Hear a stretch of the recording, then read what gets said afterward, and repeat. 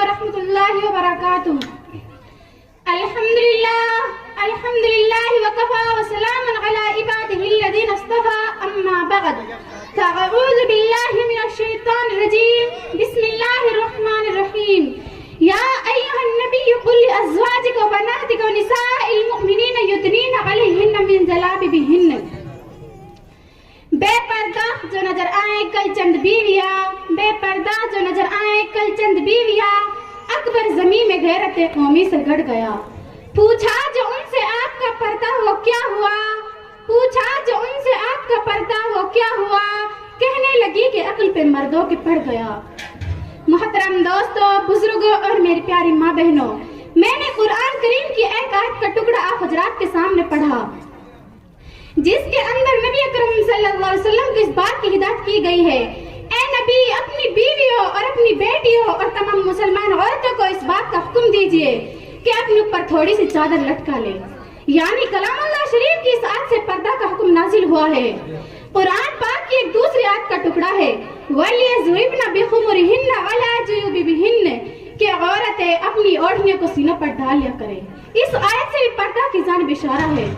مگر دوستو، جب مذہب اسلام کے روشن ستاروں سے کفر، الخیر، ظلم و جہالت کے بادل چھٹے، بے غیرتی اور بے حیائی کی تاریخیں ختم ہوئی، قرآن پاک کے عدل و انصاف سے باطل کی لہراتے جھنڈے گر پڑے، مظلوموں اور بے قصوں کو اور مساعدات کا برابری کا درجہ ملا. خاص طور پر ان عورتوں کو جو ظلم ستم کی چکی میں پس رہی تھی، مصائب و آلات کے پہاڑوں پر توڑے جا رہے تھے، اسلام نے ان کو ذلت و پستی کے گھاٹ سے نکال کر بلندی پر پہنچایا.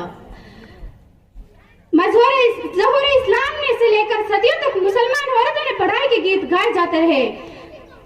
اگر تاریخ کے اوراق کھولے جائیں تو غیر مسلم عورتوں پر مسلمان عورتوں کی فضیلت اور برتری دکھائی دے گی. لیکن دیکھتے ہی دیکھتے پوری دنیا میں شیطانی ڈنکے بجنے لگے اور مسلمان عورتوں کو مکاری اور عیاری کے پھندے پھنسانے کے ارادے ہونے لگے. مسلمان عورت کو اس کے گھر کی چار دیواری سے نکال کر شہر عام پر بدنام اور رسوا کرنے کی انتھک کوشش کی گئی. اسے شمع محفل بنا کر درندہ صفت انسانوں کے حوالے کیا گیا. پردہ کی مخالفت میں لاکھوں صفحات سیاہ کر دے گئے. ان کی صرف ایک ہی صدا تھی کہ پردہ کے غریبان کو چاک اور ریزہ ریزہ کر دیا جائے، پردہ کے غریبان کو چاک اور ریزہ ریزہ کر دیا جائے، عورت کو بے لگام اور بحیا چھوڑ دیا جائے، جہاں چاہے بے لگام گھوڑی کی طرح گھومے. انہوں نے آہستہ آہستہ مسلم خواتین کو بہکا لیا. مسلمان عورتوں نے پردہ جیسی عظیم نعمت کو پیٹ پیچھے ڈال کر مردوں کے ساتھ کاندھوں سے کاندھا ملا کر چلنا شروع کر دیا. پھر نہ پوچھے اسلامی معاشرہ کن کن خرابیوں سے دوچار ہوا. بدکاری، زناکاری عام ہوتی چلی گئی. مکانوں، دکانوں، بستی اور بیابانوں برائی نظر آنے لگی. اگر اسلام دشمن طاقتیں یورپ، امریکہ پردہ کے خلاف نعرہ بلند کرے تو ہمیں اس پر کوئی تعجب و حیران نہیں، چونکہ اسلامی تعلیمات کو ہر طرح بدنام کرنے کا ان کا شیوا بن چکا ہے.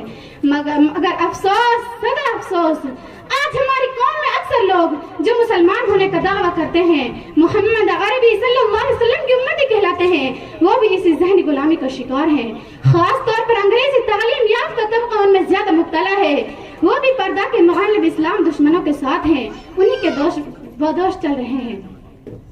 پردہ کے مسائل کو لے کر مناظرہ بازی اور مضمون نگاریاں ہوتی رہتی ہیں. پردہ کے خلاف تحریکیں چلتی ہیں. پردہ کو ایک بہت بڑی ناانصافی کہا جاتا ہے. عورت کے لیے پردہ قید و بند سے تعبیر کیا جاتا ہے. کہا جاتا ہے کہ پردہ قید ہے، پردہ کو وحشت بتایا جاتا ہے. آج مغرب کی تہذیب نے عورتوں کو شرم و حیا اور دولت کو لوٹ لیا ہے. آج ہمارا خاندانی اور معاشرتی نظام تباہ ہو چکا ہے. اخلاق و آداب، شرم و حیا کا جنازہ نکل چکا ہے. یہی وہ تہذیب ہے جس نے عورت کو چراغ بننے کے بجائے اس کے اندر شمع محفل بننے کا جذبہ ابھارا ہے.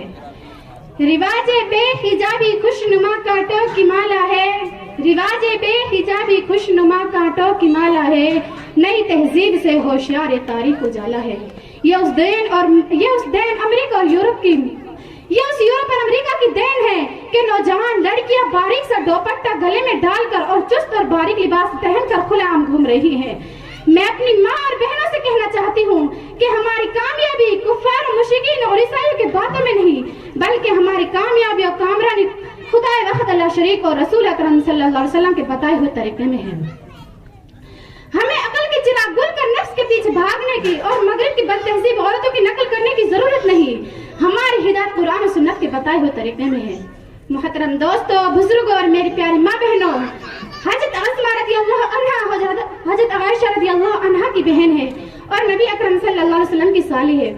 ایک بار باریک کپڑا پہن کر نبی اکرم صلی اللہ علیہ وسلم کے سامنے آ گئی تو سرور کائنات نے نظر پھیر لی اور ارشاد فرمایا، اے اسماء، جب عورت بالغ ہونے کی عمر پہنچ جائے تو اس کے جسم سے کچھ بھی دیکھنا جائز نہیں سوائے اس کے چہرے اور ہتھیلیوں کے۔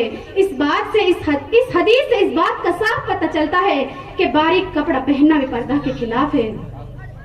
انسان کے چہرے پہ خوبصورتی سے جڑی ہوئی یہ دو آنکھیں نفس کی سب سے بڑی چور ہیں۔ دل و دماغ کی تمام وسائل کی جڑ بھی یہی دو آنکھیں ہیں۔ دل و جذبات اور پہلو احساسات کی ترجمان، عشق و محبت تمام گاندھنے کی ذمہ دار یہی دو آنکھیں ہیں۔ فتنہ فساد ابتدا عام طور پر انہیں سے ہوتا ہے، اس لیے رب ذوالجلال نے نہ صرف عورتوں کو بلکہ مردوں کو بھی نگاہ نیچے رکھنے کا حکم دیا ہے، جیسا کہ کلام پاک میں آیا ہے، قُلْ لِلْمُؤْمِنِينَ يَغُضُّوا مِنْ أَبْصَارِهِمْ وَقُلْ لِلْمُؤْمِنَاتِ يَغْضُضْنَ مِنْ أَبْصَارِهِنَّ۔ ایک بار کا قصہ ہے کہ حضرت سلمہ رضی اللہ عنہ اور حضرت میمونہ رضی اللہ عنہ سرور کائنات محمد صلی اللہ علیہ وسلم پاس بیٹھی ہوئی تھی کہ عبداللہ ابن مکتوم جو ایک نابینا صحابی تھے تشریف لائے۔ آپ صلی اللہ علیہ وسلم نے ارشاد فرمایا کہ ان سے پردہ کرو، تو حضرت سلمہ رضی اللہ عنہ نے عرض کیا کہ یہ نابینا نہیں ہے، نہ ہم کو دیکھ سکتے ہیں اور نہ پہچان سکتے ہیں، تو آپ صلی اللہ علیہ وسلم فرماتے ہیں کیا تم دونوں بھی نابینا ہو؟ کیا تمہیں انہیں دیکھ نہیں سکتی؟ محترم دوستو، آج ہماری ماں اور بہنوں کو چاہیے کہ اپنی غریبانوں میں جھانک کر دیکھیں کہ پردہ کے حکم پر عمل نہ کر کے اللہ اور اس کے رسول کو راضی کر رہی ہے، اپنی عاقبت کو خراب اور اسلامی تعلیمات کو پامال کر رہی ہے۔ فخر موجودات محمد عربی صلی اللہ علیہ وسلم کی ازواج مطہرات قیامت تک آنے والے مسلمان کی مائیں ہیں، ان کو بھی پردہ کا حکم تھا، ان سے پردہ کو ختم نہیں کیا گیا، تو آج ہمارے لیے اس بات کی ضرورت کیسے ہو سکتی ہے؟